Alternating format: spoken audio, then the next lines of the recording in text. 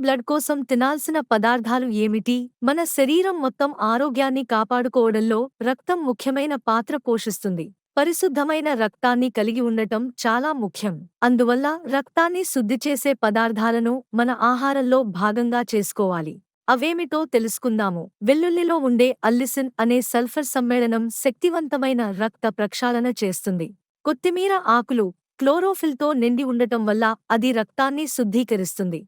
బీట్రూట్లో liver active cleansing ఏజెంట్లు ఉన్నాయి.